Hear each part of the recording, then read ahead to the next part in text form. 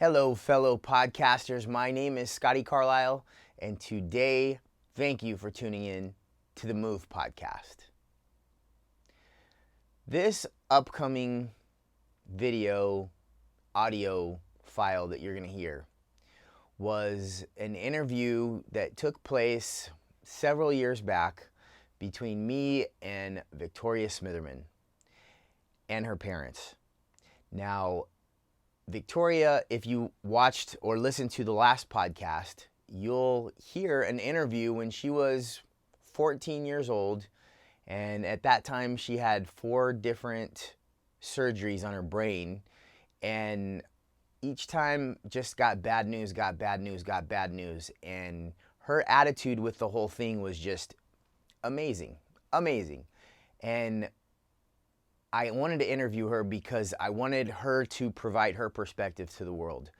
And this following video / audio file that you're going to hear is an interview, and it even goes farther. So this time, I believe she was already 15. She just had her 5th brain surgery. And when I talked to her, she was telling me how horrible the situation was. You know, she was saying how, she had to have a year's worth of chemo administered to her in a week. She was confined to a hospital bed for a little over a month, or around a month. Couldn't get up, couldn't go outside because she had so much chemo. It basically killed her immune system, and they had to be very careful of anything that was introduced into the room or into anything around her. So they did a bone marrow transplant. They had a lot of other things. And she was telling me how, 2 minutes, she was just praying for 2 minutes. God, please give her 2 minutes of not being nauseous, not being sick, not feeling this way. And this interview was after she had done that. And she was back, and she comes and she sits in my office, and again, still the bubbly, happy, smiling face little princess that she was. And, just the one thing I said, Victoria, what do you think about this whole cancer thing? She said, it's 65% good and 35% bad.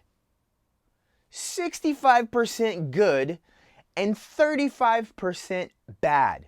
After she had just told me everything she told me, she had a shaved head. She had a titanium plate on her head because they had to take a piece of her brain out, and she had a shunt.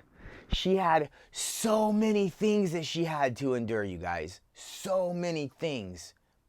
And she says 65% good and 35% bad. Now, if that isn't perspective on a positive attitude, guys, I don't know what is. And I want you to listen to this. I want you to glean some type of insight. I want you to glean some kind of positive perspective and realize that whatever you're going through right now is not that bad. And you have the choice of what you want to look at. Do you want to look at the positive side and smile and try to help others, or do you want to look at the negative side and be self-defeating and be miserable? It's your choice. Listen to Victoria and let me know what you think. Just to kind of get refreshed, so we took, did some stuff and talked about some of the challenges, and then you had more challenges since then. So maybe if you could elaborate on what's happened since the last time we talked. There was, and since the event, right? Yeah. What was the event in March? March. Oh my goodness, I'm sorry. It's a long time. My birthday. I'm sorry. It's okay. I'm like, what? That's like me. Yeah. Well, really, go ahead. Well, since March, she was at that time undergoing treatment to reduce the tumor, because the tumor began growing into the brain instead of outward. So in December, what we had hoped to do got postponed. It was bone marrow and chemo, because the tumor, what they want to do is remove the tumor, get as much out of it as they could, go in there and do this treatment. It was more effective with very little. And so we tried one treatment with chemo, and it began to work. And I think it was around April when we did that MRI. They said, the tumor had shrunken quite a bit. We're going to see what happens the next go around. And then finally, the next go around, the tumor had shrunken enough where they said, we're going to go in right now and do surgery, and we're going to get her in the bone marrow. So she did, the surgery was what date? July On July 20th, she had the 20th. fifth brain surgery. Fifth brain To surgery. remove a brain tumor.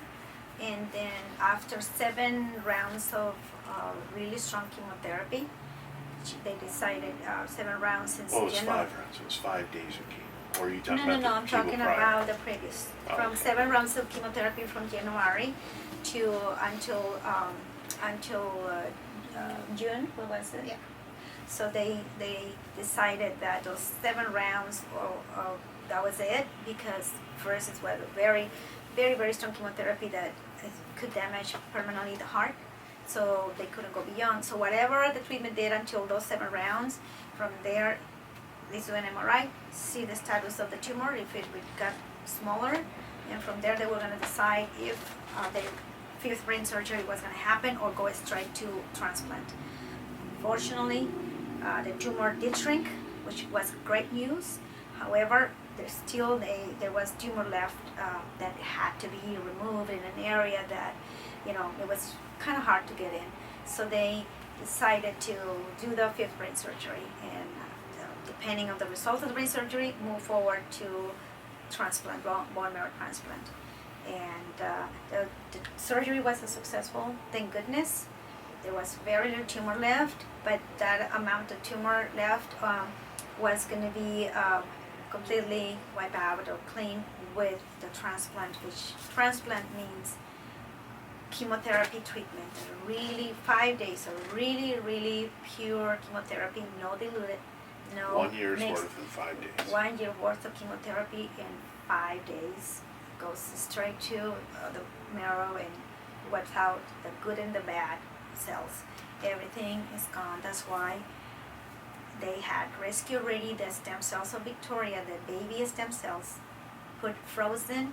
They were frozen since November, ready for whenever she was ready to get the transplant done. And that's what happened. That's 5 days of very strong chemotherapy.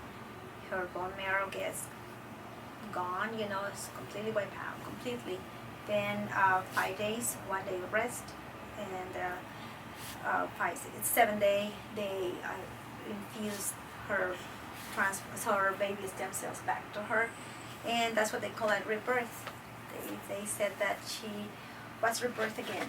I mean, all the kids who go to transplant, they call it like that. They happy a BMT, a bone marrow transplant birthday, because they are rebirthed. That's what they say. Wow.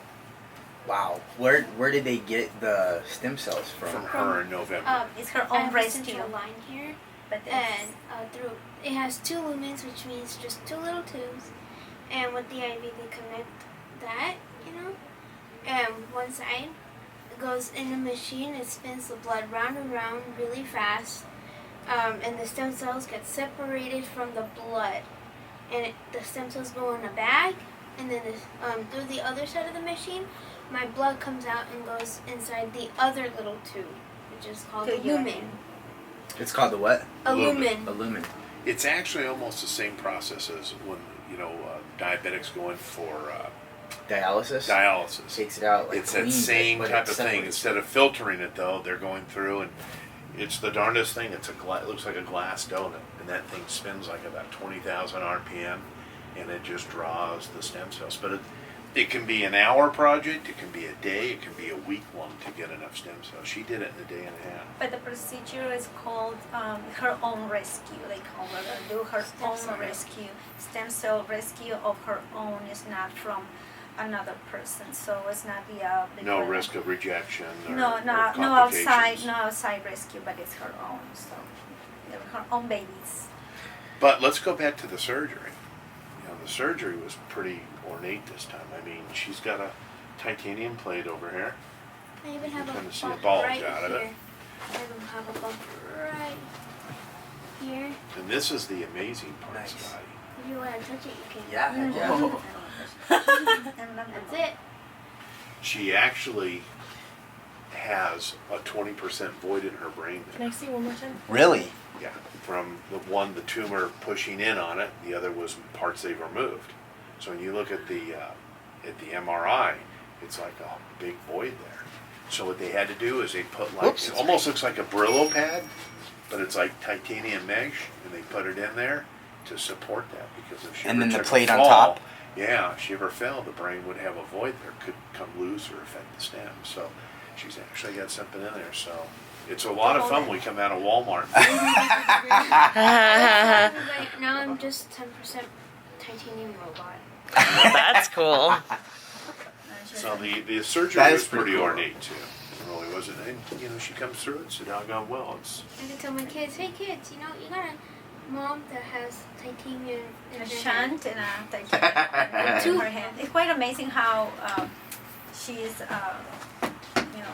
has overcome all this, the shunt and this and the brain. When you see it, it's empty there. It's a dark spot. When you see the MRI, there's no brain in one part. So, I mean, people have said that you're hard-headed, but you just got to take it to the next level with everything you do, huh? Well, I am a little bit hard-headed, especially right there. So what about the different? So we didn't really talk about the shunt. So how is this compared to the shunt, or was there? I'll say this. surgery to surgery. You talking After about? Yeah. After my 4th brain surgery, what happened is, since they cut so many times there, I was leaking spinal fluid here. Like, my body was producing a little bit too much, and I think it's not like a very serious disease. It's just like a. It got to the point that it got so serious when they talked to me, because she was at that point, since they were trying to fix it with other procedures. Stitching, they tried. What they did was they tried squeezing my skin together and then gluing it, and the glue would really burn. They even tried restitching it, but I was awake doing it. Well, so all they did was just put shots in my head that would numb it, and that was hard because the shots just got me so dizzy and stuff. I just got nauseous, and it was horrible. That was horrible. But then they tried restitching. It worked for like a few days, but then I started leaking again. So then they decided, okay, we have no more options. The glue and stitches didn't work, so if we do it again, it's not going to work again. It's not going to work. So they said, we're going to have to do the shunt, and I have to have it for the rest of my life, because I'm never going to, be able to, my spinal fluid is not, the production of my spinal fluid will never reduce. It's going to stay the same, where I produce a little too much. Got it. And so the shunt basically is just giving you a it vet just to. drains It's it. Drains. It's a Drains into her tube gut. that goes down all the way down to my stomach, and the tube just goes. And all the water that's in my head, all that extra spinal fluid that goes in my head, will get drained down to my stomach and comes out through urination. Nice. Not that. Cool. Your body is very good. No, but any way to come into the fluid, but it is the hose is all the way down to, and it's kind of a little Just roll in her drains it out. stomach, and it's just in the walls of the fluid, and the spinal fluid is getting drained into the walls of the stomach, and whatever way she, the Body right just away absorbs it. it. Huh, that's not what I was told. They're cutting the wrong people. So I guess this last surgery, what would you say the most challenging, like, if there were certain times, maybe 1 or 2 times that your faith was tested? Yeah. Or elaborate on that. It was tested so many times. It's almost like being in an AP class and doing a test that you didn't even study for, honestly. I've never done it before, but I can tell you it probably is like that. And there were some times where I just suffered so much, and God is saying, do you still have the strength and faith strong enough to still pray to me, ask me for help, and do that? It's like, it was just, there were times in the bone marrow where it was like testing. He was testing my faith to see if I would sometimes say, "Oh, I don't believe in God anymore because of how much I'm suffering." So that's how I feel my faith was tested. When you say suffering, what part was the strongest in the suffering? Was it the nauseousness? Was it pain? Was it what? A lot. It was all of it. Nausea, pain, and I was also vomiting a lot, and I don't know, just those 3 things only, but they were so strong. It just felt very overwhelming for me. It was a general. It was Yeah, just it's kind of like door number 1. Okay, we got nausea, and we hear that, and it was door number 2 would have to open up, and it was just feeling like crap, and then door number 3, headache or discomfort. You know, it was just like a circle all the time. But they were very good at treating her there. I mean, you know, here she's got a morphine pump, and even when she'd still feel pain, they'd always come up with something to give her that it would either knock her out or take away her discomfort. But they kept her. She didn't remember half of it, but they kept her pretty comfortable for what she was dealing with. I was on a lot of medications that would get me so drowsy. So most of the time I was asleep, or just sometimes I would feel so bad that my focus was on how I was feeling, so I just don't remember what went on. Did you have interactions with people, or what was the role on that? Did that help you? And was it like Facebook, or people sent you letters or comments, or a lot of it, most of it was Facebook. One time during the end of my bone marrow, kind of, my school, the administrative team of my school, they, I don't know how they did it, but they probably contacted the gift shop down in the hospital in some way, and they brought me a stuffed animal and a card, because the gift shop people came up to my room and they delivered something, and I was like, "Oh, what's this?" They're like, "Oh, it's from the gift shop." So I was like, "Huh." And when we opened the card, it said Santiago administrative team. And I was like, "Oh, wow." And the visitors. And That's your school? Santiago High. Okay. They sent her a shark, Santiago Wow. shark. That was really cool. Yeah. And I did have I did have some visitors. My family came over. They helped my mom with some things. I had some friends come over. One was a very, very dear friend of mine named Jim Steiner. He came over. Another very close friend of mine, her name's Connie Crush. She came. She has a couple daughters, and we've really come close to them because of her daughters, just talking to them, and her too. So, after you do the chemo, are you not supposed to be around people because of the, like, bacteria and that kind of stuff? Yeah, for about a couple weeks, a few weeks, I'm not allowed to be around a lot of people. But after a while, I think like the next week they released me. They brought me in to do some labs, see how my blood recovered, and they said it recovered great. My numbers were all high up, which is very good. Platelets were good, white blood counts, my immune system, everything was great. And my mom was curious, so she asked them, usually when the blood comes up, do they go back down? And they said, yeah, it's maybe just a few little numbers, but it's not like how before where it dropped so low that I need transfusions or anything. So once it recovers, it's basically like it stays recovered. Got it. But during the transplant, you mean? Mm-hmm. During the transplant? Well, yeah, and then after. Afterwards, she was fine. But during the transplant, yeah, the bottom part of it is when she's on zero. That's when she's going. Zero means there's no blood count. The immune system is below. I don't know how much to measure it, but below 0. That's what they call it. So immune system is. That's why the unit, it is so. Oh my goodness, a lot of control. Yes, a lot of control over any germ for the children, especially talking about Victoria. Yeah, she had a few days that we couldn't have her kiss her, we couldn't sit on the bed. nothing that could bring any kind of bacteria or anything that will harm her when she was completely in zero immune system. And not just that, but all the blood was afflicted.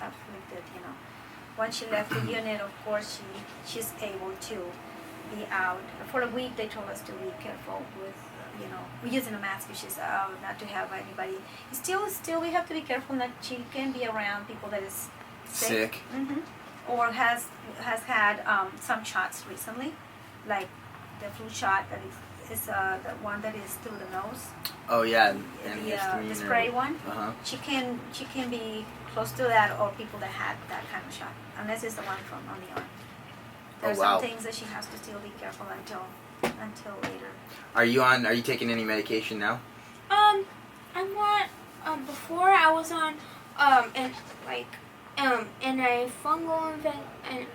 antifungal medications to produce any fungal infections for like a week, I think.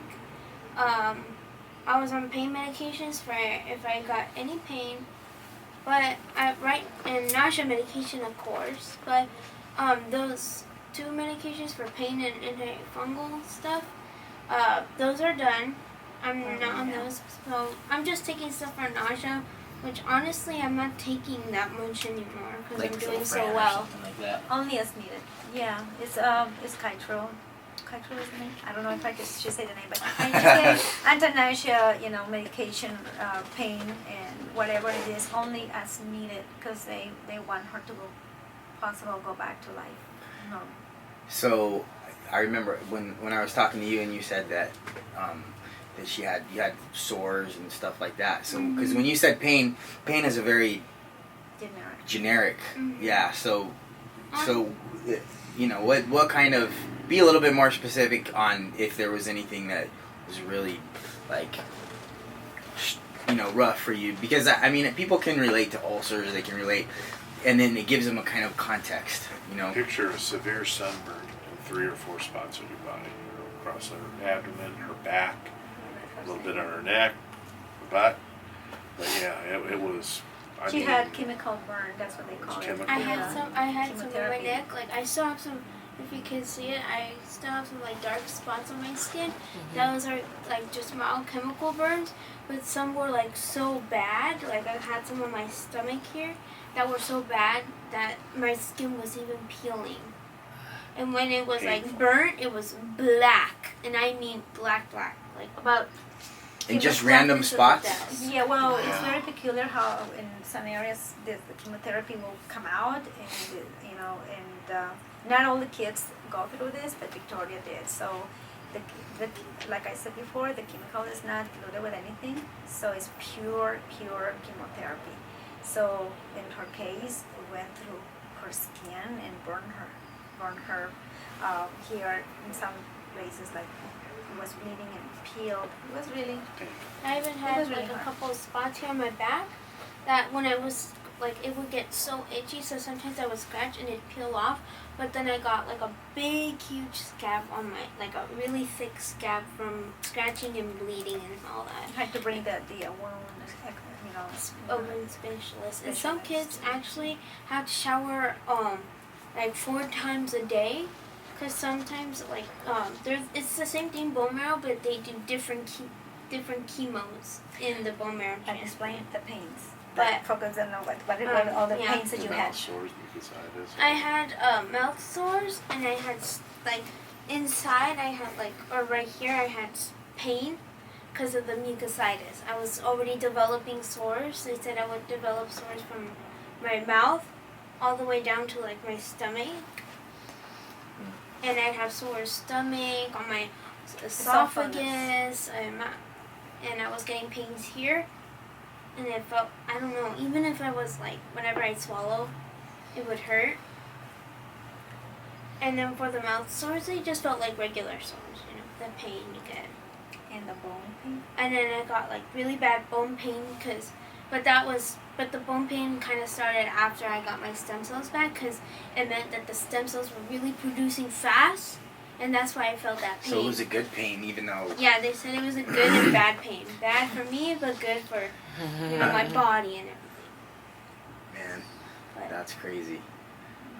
So, what do you think about? Because I see, I really do think that there is something that attitude on a situation, and this is kind of a couple things. So, what helped you have a positive attitude, or how did your parents help you, or what? The great support I have from everybody from here at home to out in Mexico with my family on my mom's side, and just the support and having my dad and my sister come every day. My sister talked to me, and we brought a little game called Spotted. Me and her would play sometimes when I was up to it. I'd play with her for a little bit, and that kind of helped me be positive and kind of happy about things. Having my mom there all the time to take care of me was great, and then having my dad to come and sometimes joke around with me and kind of make me laugh and smile sometimes really, really helped. And it was just great. My sister, like I said, doing that, she helped a lot. Like when my mom was gone, when she was gone to get lunch at the cafeteria or visit another kid that was that we knew that was admitted in the hospital, she'd go visit him, and my dad will be gone. Doing stuff at the Ronald McDonald House. My sister would be at the room with me, and she'd do everything that my mom would do with me, and she never complained or anything. She did it with a smile on her face. She did it with a smile on her face, and just you could tell she did it with pure love. And just the great nurses as well. Great nurses. They talked to me. A couple nurses I really grew close to. They were like, I even told them, you guys are like a mom to me. You guys made me laugh sometimes when my mom wasn't around, and I was just too bored to watch TV or feeling like poop, They made me laugh and stuff, so it was just all that really, really helps. Were there many other kids where you were did you talk to them, or no, I couldn't. Isolation. It was like isolation. There were a couple times where I had to get out of the room, but it was like literally 2 or 3 times I got out of the room with physical therapy though to walk, so they could see how I'm walking, how I'm able to walk with like how my energy is walking and all that. So just that, but I would have to wear a mask on. I'd have to put a mask on, so it was really, really rare. So then when you're bored and there's nothing else to do, and then I can imagine you're probably going through pain or being nauseous and by yourself, and so did you have any moments that stood out between you and God, or between you and yourself, as far as questioning or talking, or what helped you have a positive, helped you have a better attitude? Like I said, my family, nurses. When you were by yourself, were there any moments when you were by yourself, then you're bored and you're feeling? Was there any where you had like an intimate? Sometimes I'd suffer and I'm just like, wait, God, please just stop. I know there's gonna out of this stuff that's coming. I know something great is gonna come out of it, but please, can you just give me a break at this point? I trust you and everything, but just please give me a break. Even if it's just for a minute, just give me a break, please. And there were some times where I'd be like, Mom, like we have there was one group of ladies that got me a cross, and it's like a special cross that's carved in everything out of wood, but specifically to fit in your hand comfortably. And so just sometimes I'd be like, Mom, give me my cross, please. She gave it to me, and I try to hold on to it as tight as, and I literally mean tight. Like I just squeeze it. Sometimes it's like, God, please help me. Please help me go through this. Please make time go by so that they could come in and say, okay, chemo's done. Okay, we're gonna give you medications to make you feel better or make you fall asleep. And I just would hold on to that cross, and sometimes falling asleep, I'd just be like, trying to keep it in my hand at all times. So, because it gave me comfort that God was going through it with me. And that God was just right there, standing right with me. Just, like me, touching me and saying, it'll be alright. And I could just, and literally, I felt, it's like I felt His presence there. And He just gave me really great peace. Wow. When I when I told my sister, do you remember talking to my sister at all?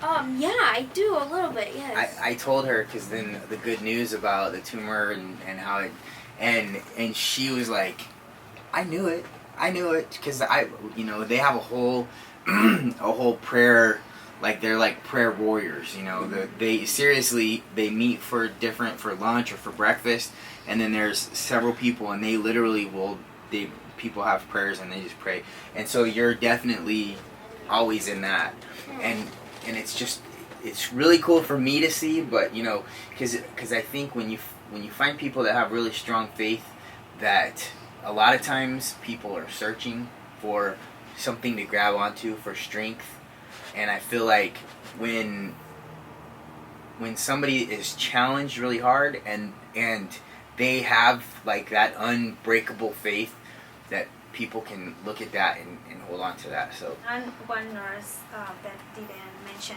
even nurses that were not in her room, were not taking care of her, wanted to meet her because she was famous all over the unit, that she has a really good attitude and positive attitude. So some of them came just to meet her because they wanted to know some nurses are battling to have you as a patient because of the attitude that you have. So I just wanted to come and see who is Victoria Smitherman, because they're, they were saying, it was really hard. And some things were like she was completely out. However, she always preserved very an attitude of I'll be all right, and I'll be out before, and I'll be out before. So it was talking about attitude, and it was great.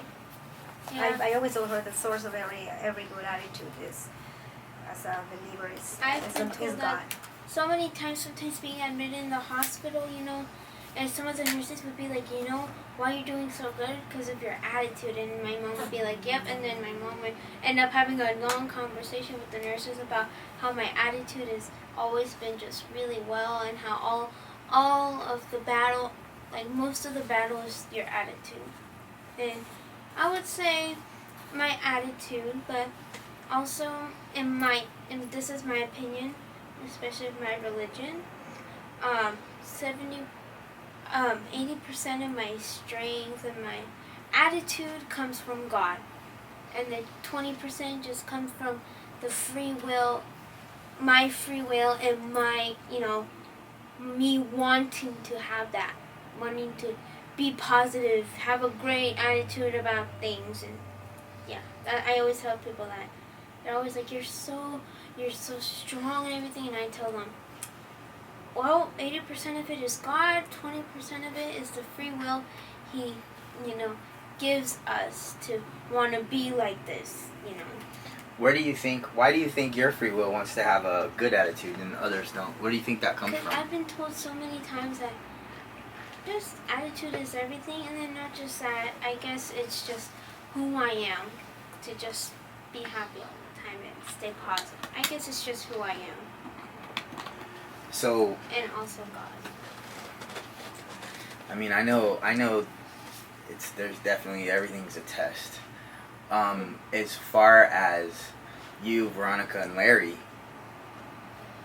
some of the challenging moments that you've had, can you recollect anything that's any moment when a doctor said this that you questioned on what was going to happen, or that you had that sinking feeling, or?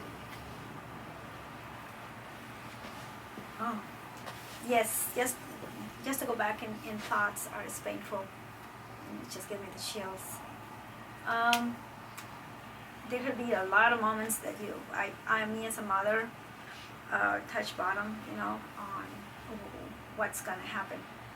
And when you have these conversations, very strong conversations with the doctors, and they come to you almost with like this is a final resolution of this, do you want it or not? And then this resolution comes with even more suffering, added to what we are going through already. And the portion of hope is yes, no, we don't know. However, this is what we have, and do you want to take it? Just take it or leave it, and for the well-being of your child, you have to risk all this. And yes, there have been some moments that there's a dilemma to say, do I do or not? Because do I want to see my child suffer more than what I have seen already? And it is hard. Those are the moments that are really hard when you have to take a decision. And I always put it like this: it's with this kind of sickness, as many others, but I'm going to speak, I'm going to speak about what I am, and it's in the cancer part. When there is prognosis that is always very scary. You feel like you're having a battle with death right in front of you, and you are trying to battle the life of your child to death, and say it's mine, no, it's mine. So, yeah, there are many moments that I personally has been so strong, in a way that the pain has been so strong that it's like the prognosis when they talk to you, treatments when they tell you what it can do, but also what we can do positive, which is get rid of it, get rid of the cancer or the tumor. However, this is all the side effects, and those are the immediate side effects, and those are all the ones that may happen in a few years. And it's like, wow, the benefit is this, of course, life, but all these ones are the prolonged suffering that can happen as a result of this treatment. So it's a constant, then it's prognosis, is treatment, then it goes through the treatment. It's to see your child go through an enormous amount of tests, emotionally, physically, spiritually. It is, you can't go into just one area, but it's a whole. And as a mom, is as a whole, to see my child go through a very strong physical, physical suffering, emotional and mental suffering, and then to see my husband and to see my other child, and to know that all comes from one sickness, is really hard and frustrating to know that all comes from one event in our life, one situation in particular, in this case, an illness, sickness. Challenge in life has so many different names. They come in very different packages. You don't want any of them, but they give you one, and if they don't tell you, do you want this one, they tell you this is your package. Take it or that's the way it is. So once you open the package that you received, and you see that, oh, I got a good one. I got a really good one, and it's not for me, it's for that biggest thing that you have in front of you, your child. And sometimes I say, why it doesn't have my name? Why do you have to have the name of my child on? And she is, or he is the one that's gonna go through it. And in that package comes all these things that they say, these things, they're really bad. And suffering as for mother, as a mother, I think when these things happen, you cannot even remember them. It's a second and minute suffering of the 24 hours of a day, 7 days a week. It's in the back of your mind constantly. Great days comes, but there's in the back of your mind always something that is reminding you that there's an affliction there. That is from the suffering part, but it has impacted me more. Prognosis, treatment, and the recovery too, and the and the maybe the unsure ground that you may be stepping on in the future with this kind of sickness. However, that part has a huge balance when you bring faith into it. and then smile. You know, hope is the biggest smile you can have in your face. When hope comes, and then it says, guess what? What if not? And hope shines upon my path as a mom, and I start truly putting in practice the virtue of hope. And from there on, there's then is when you can experience the most wonderful things of the trial, because hope is just the hook, the hook that that brings to you the rest of them. Face, attitude again, and then life start again smiling, and you start looking at the beauty of everything again, and because you are hoping for the best, you're hoping for that things are gonna be alright. That no matter how dark things are gonna be alright, and then you move forward.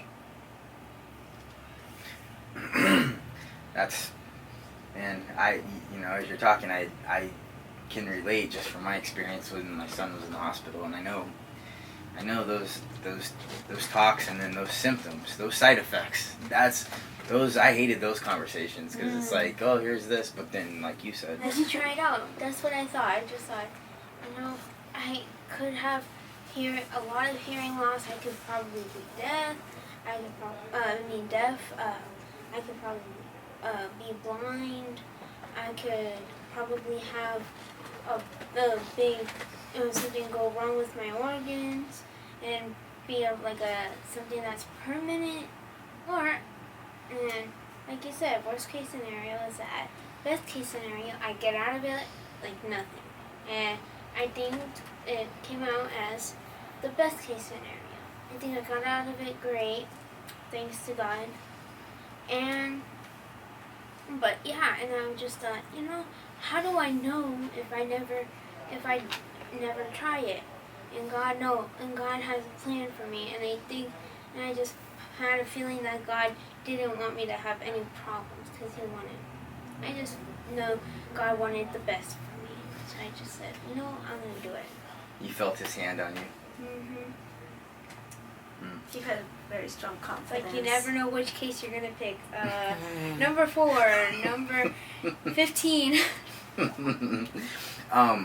So how about you, Larry? Were there any moments that, as your father, you just a sinking, like, where you had to do that?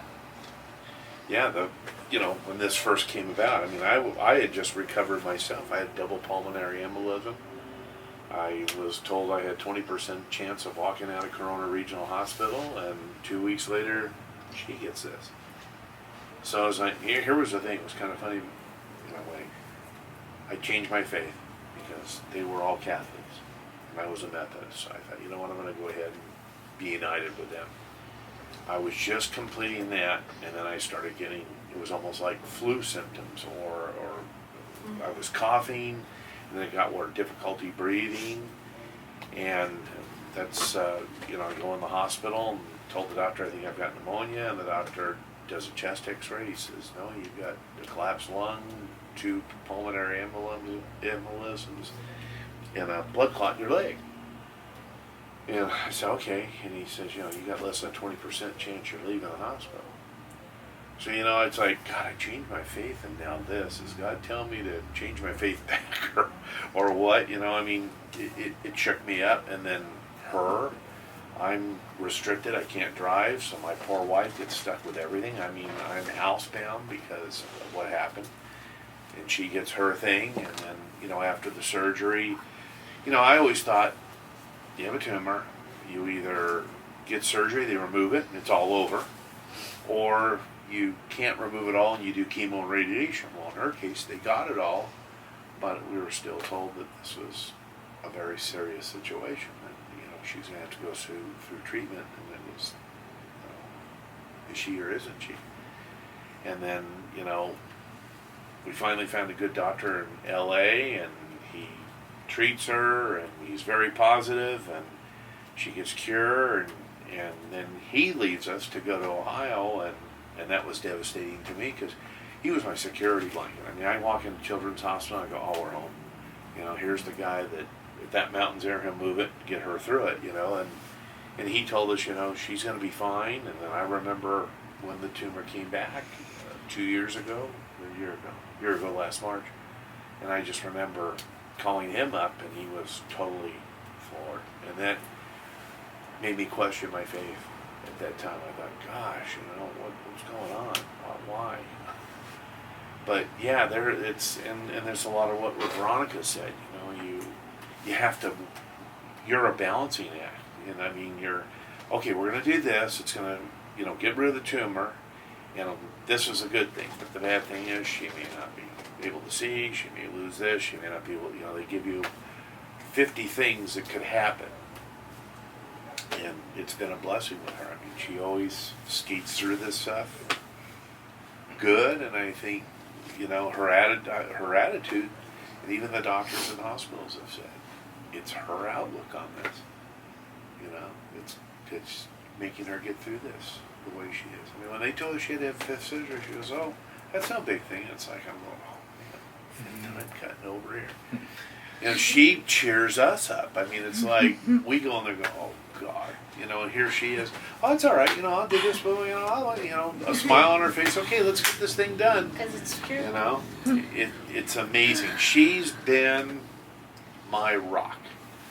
She's had to go through the crap, but she changes that crap into something golden. I mean, she just, you know, her attitude's great. She, you know, we're having a tough time, and I'll sit there and I'll look at her and go, come on, she's the one walking through this field, you know, come on. And it's amazing, because we've talked to some people and their kids are just totally the opposite, and it's really a challenge for them. And it's just, she's made a real bad situation possible to go through. We have our challenges, we have our down days, but she's really made this a doable thing and gotten us through some bad times. So. You know, Scotty, you mentioned, you're asking, I meant to say something, I don't know if I can add, you know, about the moments that I have felt like this. Yes, well, side of the brains, the diagnosis and prognosis, when you talk to doctors and brain surgeries and treatments, you know, those have been very, very hard times for me as a mom. One of the worst ones, yes, you know, the brain surgeries and the afterwards have been very tough for me, the recovery time and treatments. But there are some in particular, as a mom, have been conversations. Victoria has had since she was diagnosed and she was 11. She has had this ability, I don't know how to call it, you know, to be very smart and sharp to make some questions about certain things that are really hard for me as a mom to face them and to answer them, and especially about her life. There was a moment when she had the brain bleeding, and she came to me. She was feeling so sick, and I wasn't prepared. I don't think any mom, I don't know if they will be prepared when a child comes to you and asks you, "Am I dying?" Her questions: "Am I dying, Mom? What am I gonna see when I die?" Because she felt she was dying. So I was trying to grasp strength from my still weak faith, if you want to call it like that. And that's not because I didn't have faith, but it's just that my ground was shaken so hard every time that doctors come to tell us Victoria's in a really bad situation. She had a major brain bleeding. We don't know what's going to be the results of it. This is a very serious matter. It is the bleeding, it bled for quite a bit. It's like the tumor exploded, you know. So she had a very serious situation. All these things, you know, and then I'm just gotta breathe and know that what's gonna happen after this, or what. And then she comes to me and says, "Mom, I feel like I'm dying. Am I gonna die? How do I answer that? You know, and if I die, Mom, tell me, what am I gonna see when I die?" And facing those moments that she comes with out of nowhere with questions like that. Those have been, as a mom, really hard times for me.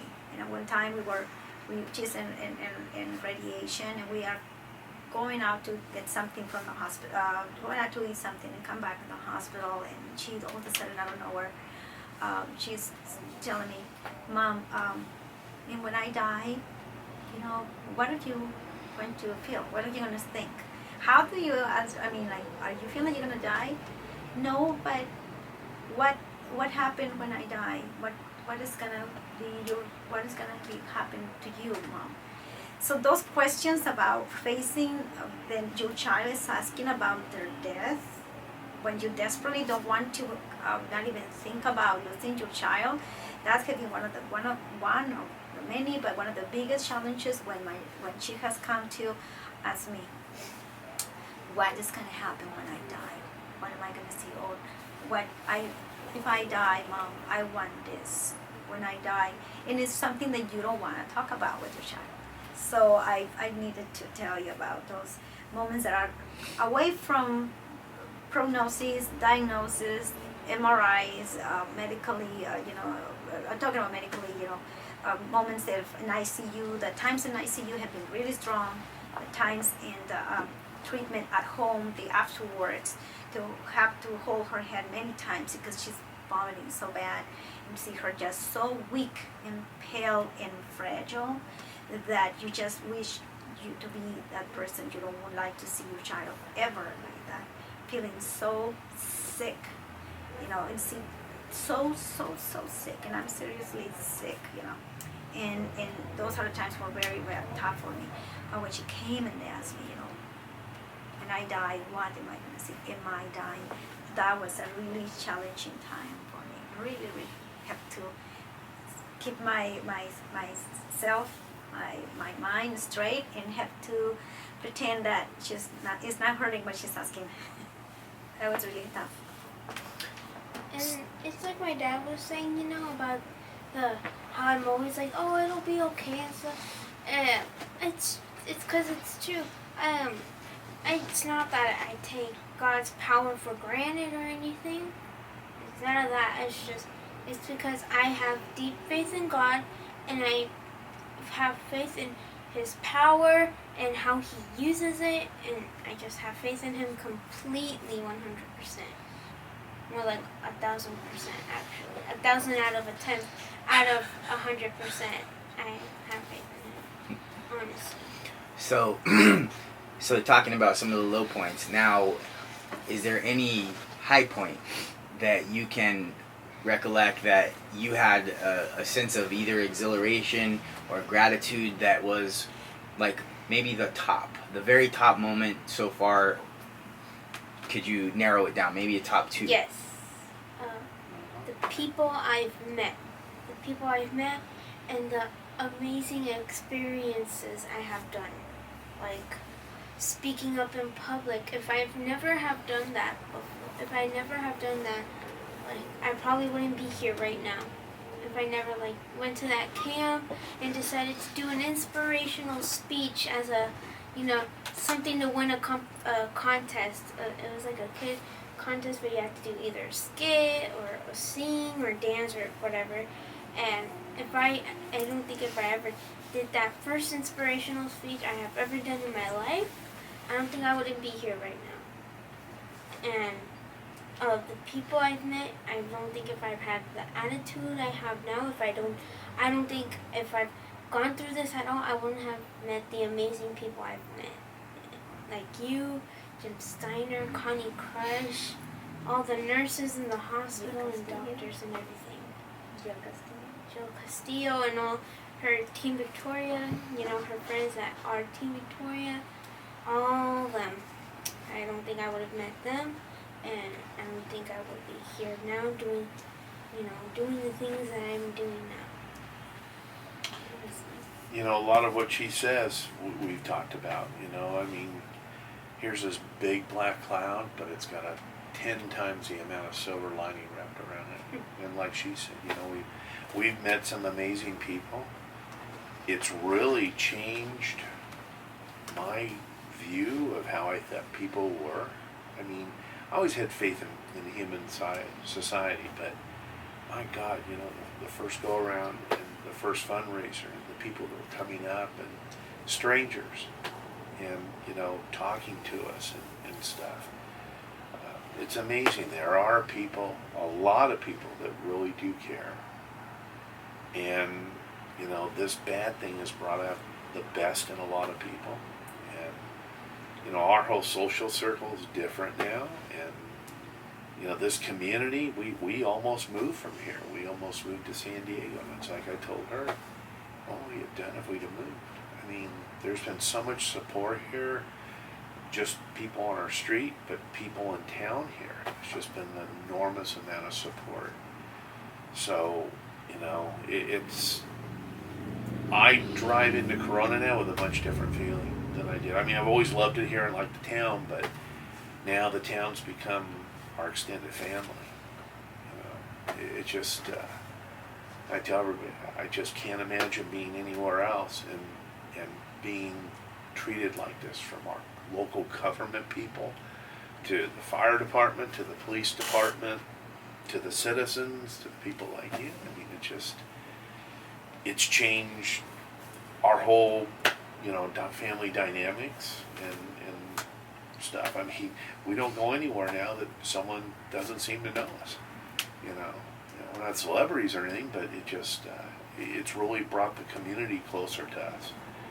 But the support has just been enormous, and it's changed her a lot. She was I don't mean this in a bad way, but she was kind of an introverted scaredy cat. You know, we took her to the doctor, and there was a syringe within a block of the. That's me.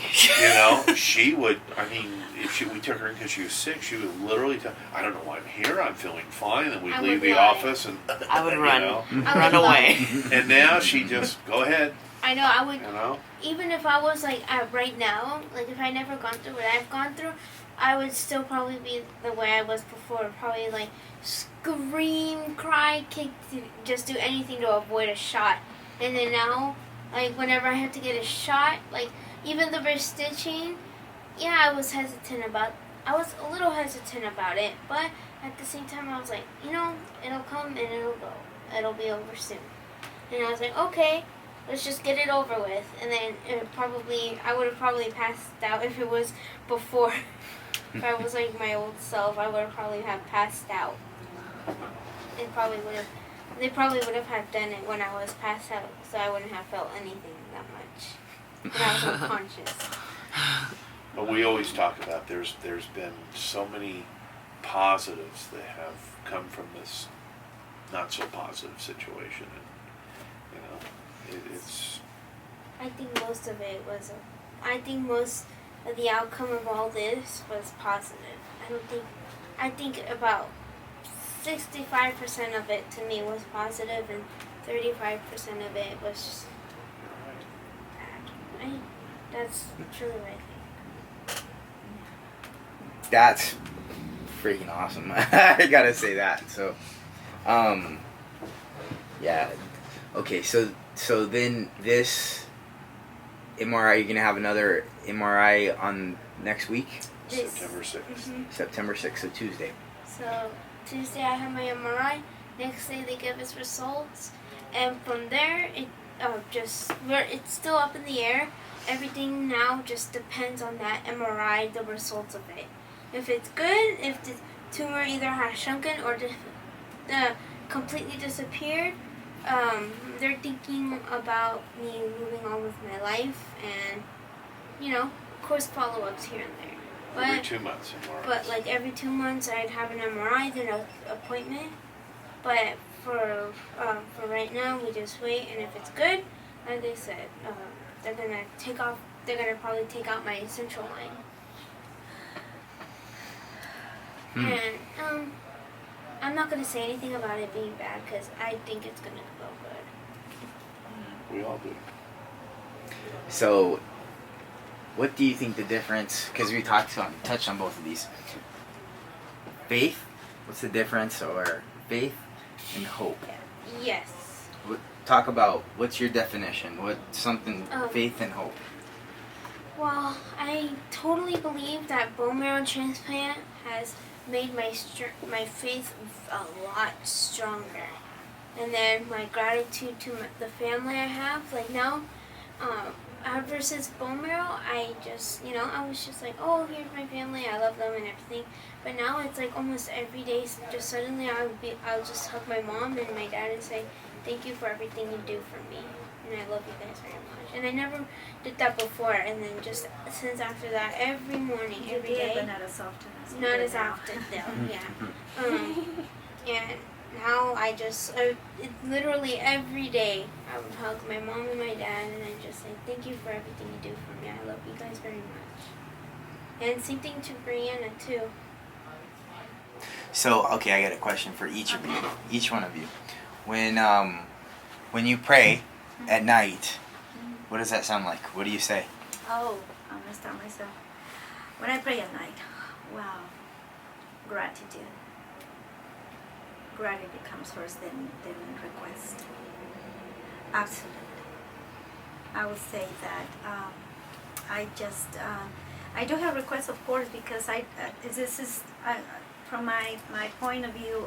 This experience has teach me that it's not all about us.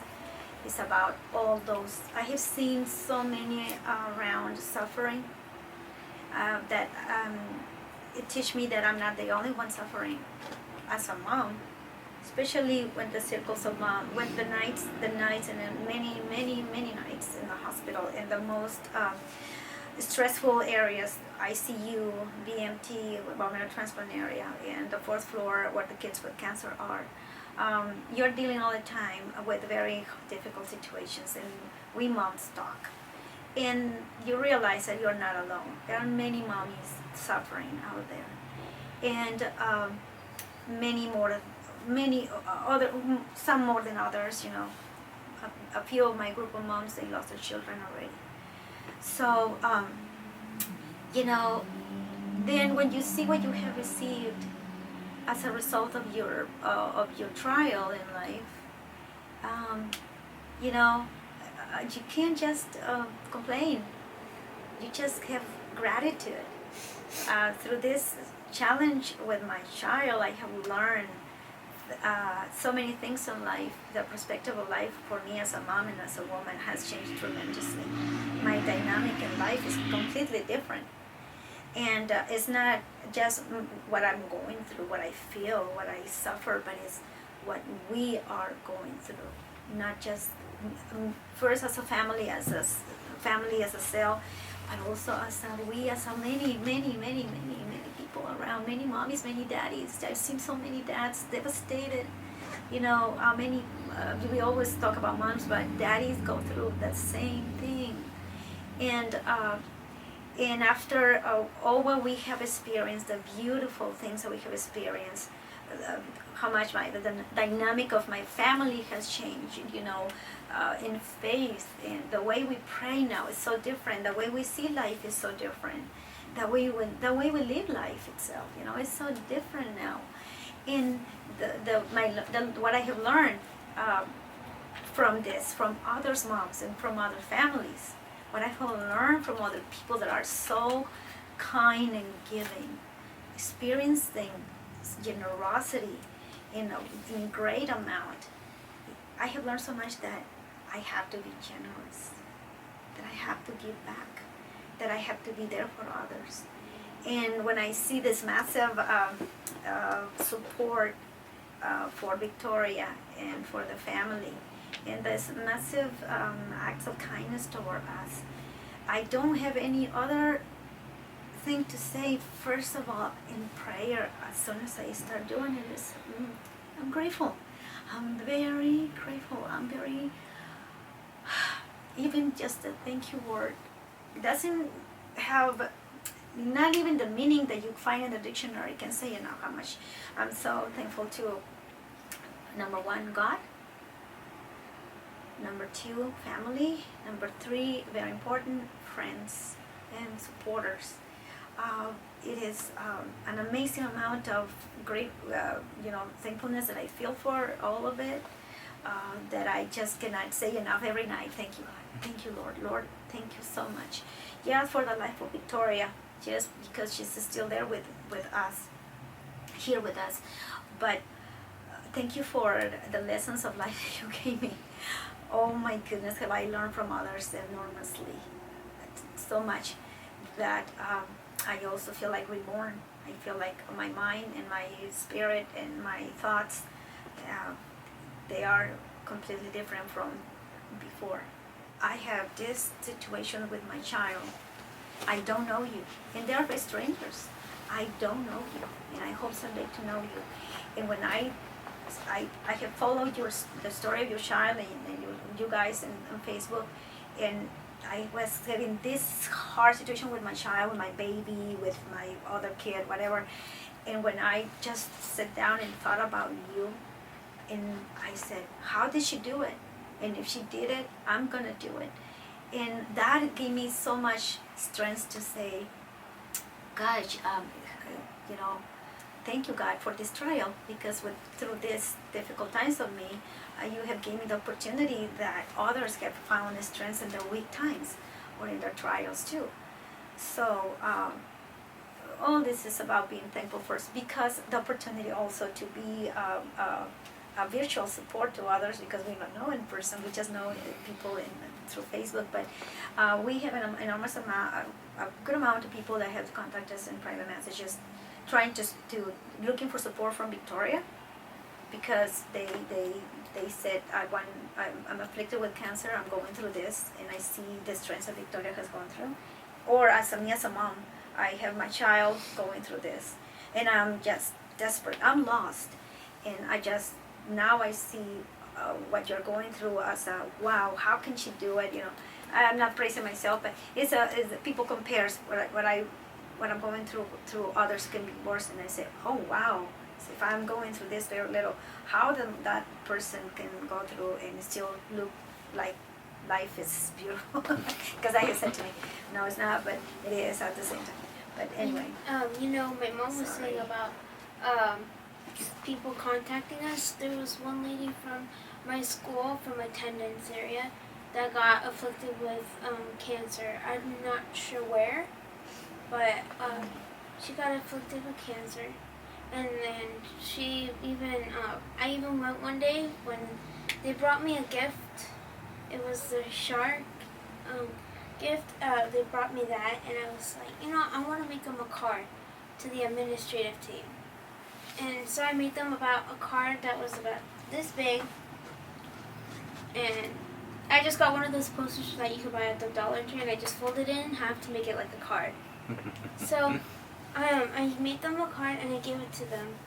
And I went by attendance because all the ladies there know me. It's like Don't mention the name, honey.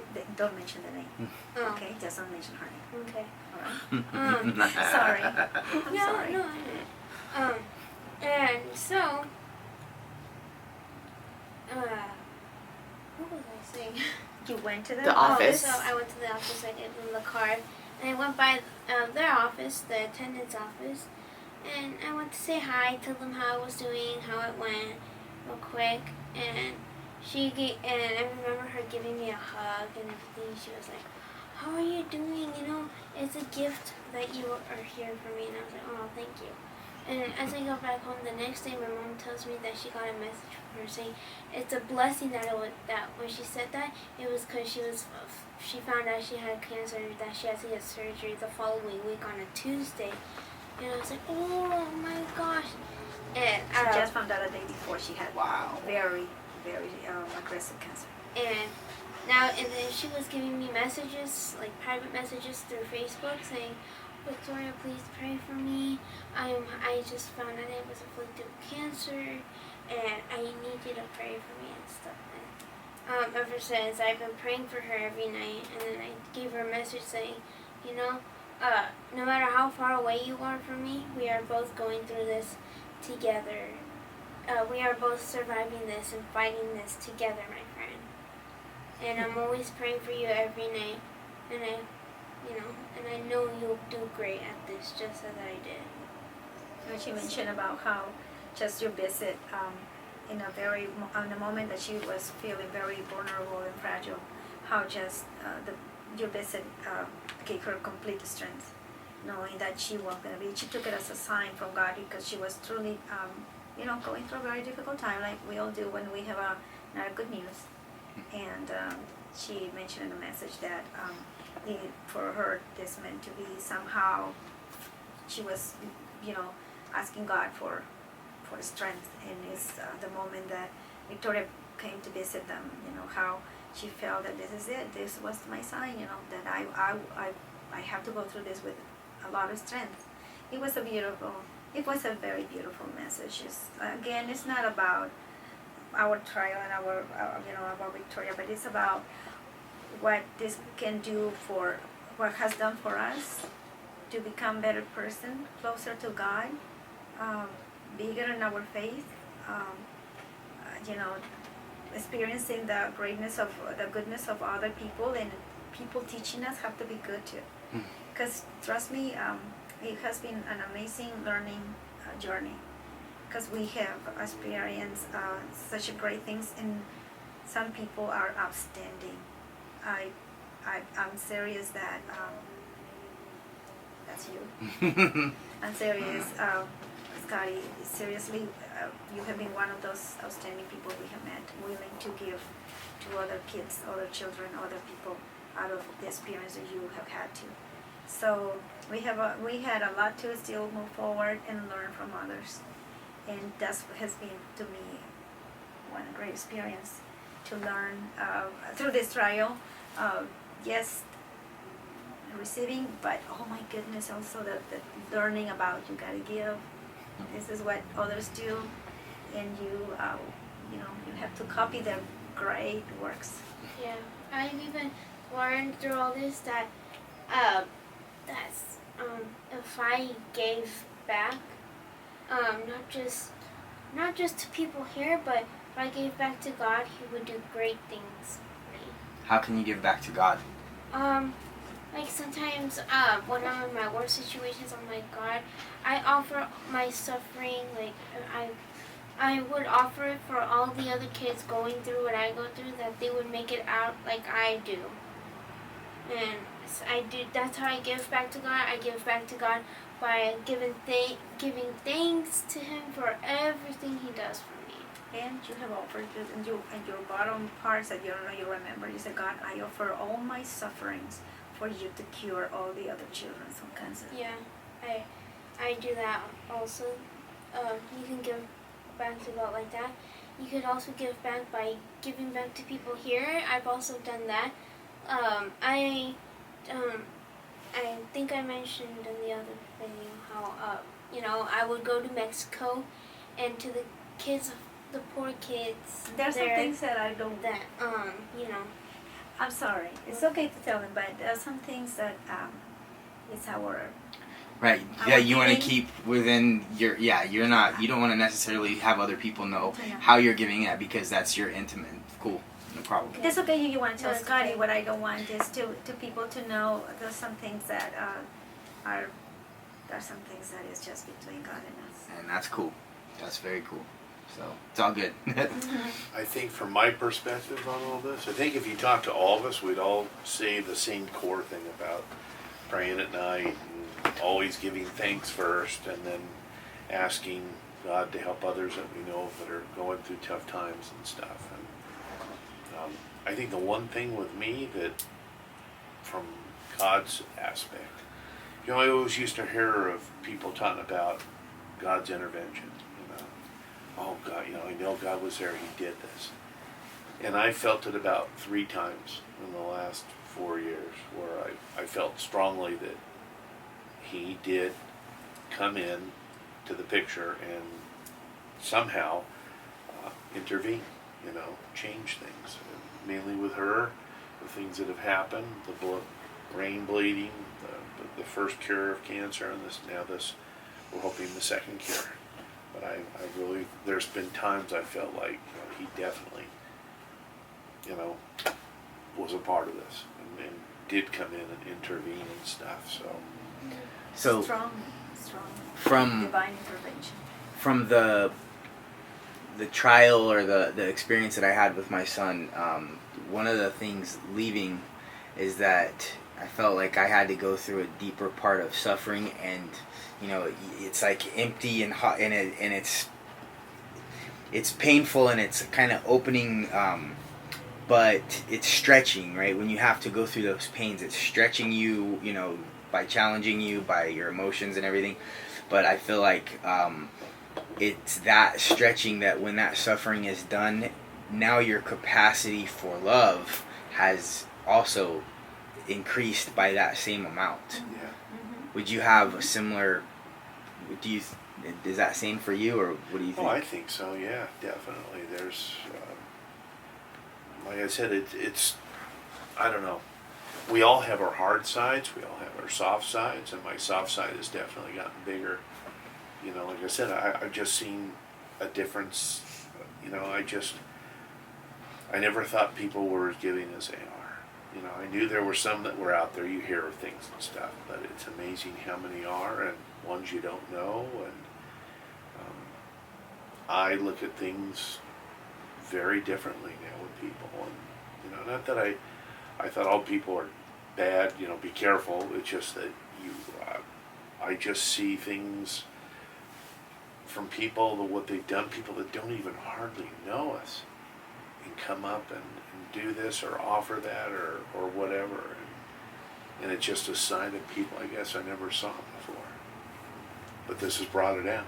You know, as I said, my heart has a bigger soft spot now. I see things from a softer perspective.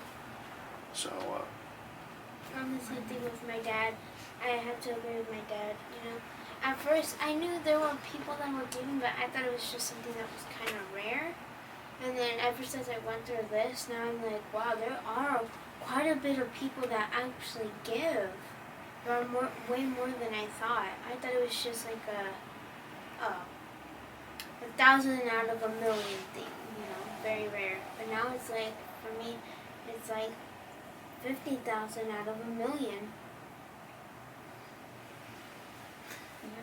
So now, going through all of this, the MRI is coming up in a week. Are you praying for that specifically, or what do you think is going to happen, and how are you going to react in either situation? Do you consider either situation, or are you only looking at if it is going to happen, and this is the only thing that's going to happen? I have, like I said, I have faith in God, so sometimes I just say, God, I pray that you do, you know, that the MRI comes clean, and that they say I can go back to my normal life, and that I can go to Disneyland, go to the baseball games I wanted to go to, and stuff. But at the same time, I'm like, God, I asked for that, but at the same time, I know you're going to do that for me, because I trust in your power, and I trust that the power you have, I know that you're going to use it wisely. Because he's God. Of course he's going to do that. I like to think of God, I like to think of him as, a girl playing with dolls, you know. The girl likes to control the dolls, how they cook and for the kids and stuff for the little dolls. And that's what I like to think of him. He controls all of us. So what baseball games have you wanted to go to? On the 25th, I'm going to an Angels game for a little organization from this family that had their kid go to CHOP being treated for cancer. And so how they give back is they choose a few kids that have cancer to take them out to the Angels game. And and then on the 27th, which is they're very close, I'm going to a Dodgers game because on my bone marrow transplant, I found out from my social worker, which is another dear friend of mine. She told me, there's this girl. She's a lot older now, but her father had brain cancer. She was wondering, my dad's going through this, and it's tough for him. Imagine what a kid goes through. A kid with brain cancer goes through. she thought about it at like age 16 or 17, one of the two. She was like, you know what, I want to do this because that her and her family have a lot of connections to big places and all that. So what they do is like it's like Make-A-Wish, but a little small. It's like smaller though, more simple. Like if you want to go to Disney, a day at the spa, baseball game, or something small like that. And so I was like, I would like to do it. And it's usually for kids that just got diagnosed for the very first time. But they said, since I've been going through it for a while and how I've handled it pretty well, I think you would qualify for it. And also it's only for kids with brain cancer. So I was like, oh cool, that's a bonus. See, so like that's another positive of that, And so I qualified and I get to go to a doctor's camp for That's that cool. thing. So yeah. So the other thing I just was curious. So I know your sister's been a strength for you also. Is there any conversations that you guys have, or on you can relate how she's helps you, or Our pain. Like sometimes I'll talk. Well, but we both have pain. But except for her, it's emotional pain about all this going on, and then for me, it's physical. So sometimes we like to talk about it with each other.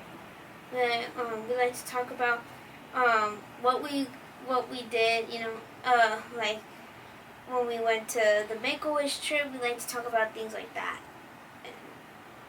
The positive and the sad. The positive, most of the stuff we talk about is just the experiences we've had through this, the cool, neat experiences, and just very little bit of it is the pain of it. It's just the pain of all of the little dark, the little black spot of it. I wouldn't say dark cloud because it's not that bad. I would just say dark spot. I love it. If we're, I don't know where this is gonna go, but hopefully somewhere good that's gonna, be inspirational to lots of people. If you got a whole bunch of people looking at you right now, right, and they're like, "Wow, this girl's gone through a lot," and what message would you have, like as a general, to everyone? What would you tell everyone? No matter how bad things may seem, stay positive and have faith that things are going to get better and that good will come out of the bad. That it's like I like to think of it as a drought. Drought is bad, and the storm. It's like a drought, Here, well, we had a drought before. The storm, that big, dark, black storm, the hail, the rain, the thunder, the lightning, everything, the wind. It may cause damage to the city, but at the same time, the good that comes out of it is that what little water we have becomes bigger, and that's how I like to think of it. Out of the little damage that comes from the storm of my cancer journey, I like to think that it gives me it just overflows my city with water. I love that. That's awesome. And just like the window, and look through the window, those little pictures that you paint, like with that's such a beauty. It's just awesome, and I know this whole thing is like, what a challenge on what bits and pieces to take out and how we're gonna, it's just, I'm happy. So. You were saying painting. Recently after bone marrow, my family came here for a little bit. When I came here, they came for a little bit, and I was coloring with my cousin, and I drew a picture of a heart with a cross in it, and then flames on top. And then in the back, I typed up something, and I put the cross represents that no matter what I go through, that God will always be in my heart. And the heart, and then and it has wings too. The wings, and I said, and I also put the fire represents the burning love God gives me, and the wings represent that everything, that every second of my life, especially my times of suffering, God flies through it with me. So. That's awesome. Man, I know we've got some good stuff. Is there any message as parents of somebody that you see suffer? Do you have any words of wisdom or suggestions? I'll tell you, the best thing that it was ever told to me was a gal that worked at CHLA. She just retired, and she sat down with us, and she says, "Look, it guys, your life's never going to be the same. It's going to be different now. Doesn't mean it's going to be bad. It's just going to be different." And she told us, take each day as they come. Don't think ahead to next Wednesday or a month from now. Just take each day and live it. And your life is going to be MRI to MRI, but live each day between. Don't procrastinate or think of things that, oh, what if that, what if this. As long as she wakes up, she's got a smile on her face. She's being a kid, whether it's a good day or a bad day, but she's still being a kid, just go forward with that. And that's helped. It really has, because there's times, like now we're sitting here, and I think we're all kind of like, oh God, next month, next September 6th, that MRI, how's it? And I've just learned to put that out of my memory and just go, you know what? When we do the MRI, the next day we'll find out the results.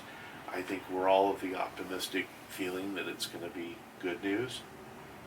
We see the doctors very inspired with good news. So, but whether or not, whatever the results are, that day we'll deal with it. And if there's something that we have to do further for treatment, we'll deal with that the next day and so forth. It's all I can tell everybody that's going through this or about to go through this is just quit looking ahead. Take the what ifs out of the equation. Just deal with each day as it comes. If the person afflicted with this has a smile on their face that day, nothing else matters. Just move forward day by day. And that's actually what I tell them. Sometimes my sister or them will be like, "What do you think about the MRI?" And I'm like, sometimes I don't have an answer then. And sometimes I'll just say, "Guys, don't ask me now. Just let it come. Just let the moment come, and when it comes, it comes. Just let it," I say, think of it as a river. Just let the moment come and pass. Just flow. In my case, I don't know. I just roll. I roll. Well, as a mom, I will just determine, I don't hesitate in my answer. If you don't believe in God, seek for God. And if you believe in God, seek more for God. Don't stay still, observing your hardship or difficult times and stare at them saying, what am I going to do? Say, what are we going to do, Lord? If you are not a person that have faith and do not believe in God yet, then this is a great time to start looking for Him. And if you already know Him, and if you already feel that you have all the great faith, and that you, that you know pretty much God already enough to go through it, but then persevere and stay in that and make that grow even bigger, because it's sure going to be, regardless of you believe in God or not, the test is right in front of you. Either you decide to go through the test with the greatest wisdom of the world in His Word, or you just go through it with the wisdom of the world by itself, and see how far you're gonna go with one or the other. So my soul, you know, husband put one thing that is important, but in my case, I would suggest seek God. Either you don't believe in Him, seek and start a relationship with Him, and if you already have a relationship with Him, seek for Him more deep and grow into that relationship. It will lead you to a wonderful place. She has never said as much of thank yous at this time. I think she realized this time that her journey wasn't only hers, but it was our journey too with her. The suffering, it was equal, not in the body-wise and the feeling that physical pain that she went through, but I think she realized that I don't think she never before saw how much parents suffer when they see their children suffer. And I think this time was very something. I'm telling you, Scotty, as a believer, I completely, I think we all went to a little bit of low fuel in every single aspect of our lives. I think mentally, emotionally, spiritually, and physically we were overwhelmed. And I think we went with very low fuel into this. We were flying low. Our strength was not because we were weak, but because we were tired. And I feel like all of us, the four of us were, I think that this is the way we were feeling without realizing that there was a not supernatural power leading us to continue. And once we were into this, and we were able to say one day, second day, third day, I'm convinced that we had an amazing support of prayer, and I feel very strongly that I could almost tell you that there was special grace in the room. It wasn't just positive thinking, which is in mere attitude. That is a wonderful act of a human, you know, great things that we should have in order to really conquer great things. However, no matter how positive you want to feel, no matter how wishful thinking you have that all should be all right, we were overwhelmed. We were just made it to go into bone marrow transplant. And that's the way I perceive things, and I felt.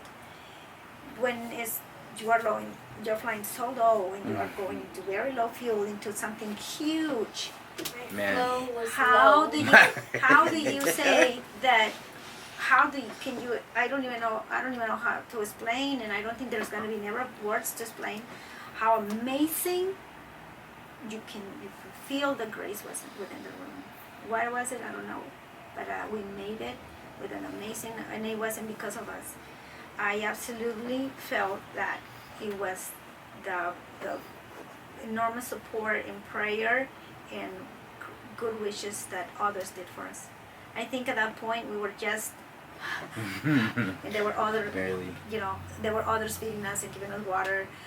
It's like a marathon, you know, those times that you just cannot make it, and there come others to help you to continue the race. It's like one was holding our arm, another one was holding our hand, the other ones were holding, you know, and it doesn't mean, they didn't need to be present. People was praying for us. That was enough. That was wonderful. The ones that came to visit us and saw us and brought us food, and the ones that brought us company, a moment of smile, a moment of gift, you know, wonderful. But little they know, the people that were just decided to make a prayer for us, they were the ones that were holding us every second. Not just a moment, but us every time throughout our trial. What is your legacy? What do you want your legacy to look like? I want my legacy to look like the girl that had, you know, that went through so much, but yet no matter how strong the suffering was, she had her faith in God, and she was happy with her life. Girl that was happy, and her faith was strong no matter what. To do good to others because you want to do good to others. And maybe I also want people to know me as the girl that's pretty badass. Oh, jeez. Now they gotta bleep that out. I'm gonna stop slow motion. Bad. I love it. That's great. Well, you know, to kind of funnel back, and when Veronica started on this, I thought, oh God, I should have brought this up too. But, you know, she talked about faith, and it was funny when she was talking about that. I remember this was the first go-around of this, and it was an old friend of mine. I hadn't talked to him in a few years. He had been through hell with his life, became really addicted to alcohol and broke all that. And so last time I talked to him, he was very successful. Then I talked to him at this point, and he was rock bottom coming up. And, you know, I had sent him a text, finally got a hold and said what I was going through, and he called me up. And I always remember the first thing, and this was a guy that, a nice guy, but just, I never saw him in a religious way, but, you know, the first thing he asked me when I told him all this, he says, how's your faith? And I said, what brings that? I mean, I never expected to hear that from you. He says, well, you've got to have a faith to get through this. He says, that's what straightened my life out and got me out of my bad stuff. He says, do you have a faith? I said, yeah. I told him, you know, I just converted to being a Catholic, and that's helped me tremendously. He says, good. He says, that's what's going to help get you through this. Good or bad, it's going to get you through it. So, but she's so right. You know, the faith is a big part of this. If you don't got it, you better get it somehow, some way, because it's going to help you with process this and your bad times, your good times. That faith is going to, you know, keep you going in the right direction. Faith, hope. You guys are obviously being tested. Oh yeah. No question about that. So, how do you look at it from that? Does it, the realization that it's a test, does that help you get through? Is that how you look at it? That it's just a test, so that Yeah. you don't feel like you're suffering? Like the suffering is not. There's a purpose behind it. I like there was once in the hospital where sometimes I was like what my mom was talking about how prayer, there was a presence, a really strong presence of God in the room, and I think it was because of prayer. And there was even once where I was feeling like crap, you know, and I was all of a sudden I felt this deep peace, and I was like, Mom, I think I'm getting a lot of prayers right now, because right now I was feeling like poop, and then now I feel good, and I feel like at peace. And she was like, yeah, and it was amazing. So, yeah, there were some times where I was suffering, and I'm like, okay, for sure this is just God just trying to see if I am, because I know all of us have a destiny, and I guess some of these tests will, you know, they may seem very like out of, you know, what could be our destiny. I think some of these tests can relate to what God has for us in the future. Like, I think God is trying to test me for something, you know, that I might do in the future, and I feel like these are just tests that relate to what I might be, like who I might be, what I might be doing in the future, and just somehow it will relate to that. And that's just what I think. Is there anything that we haven't gone over, or that I haven't asked, or that maybe you want to bring up or talk about? I'm doing just kidding. Oh, I think you got it. Yeah, I think you covered got it well. all. You do. That's Can you say that's a wrap? yeah. Cut. Okay, everybody. I hope you enjoyed that. I hope it gave you perspective. I hope it helps you enjoy and appreciate the day. And I hope it helps you have empathy for others. And maybe it might inspire you to go do something good. Thank you for tuning in to the Move Podcast. I'm Scotty Carlisle, and I'll see you next time.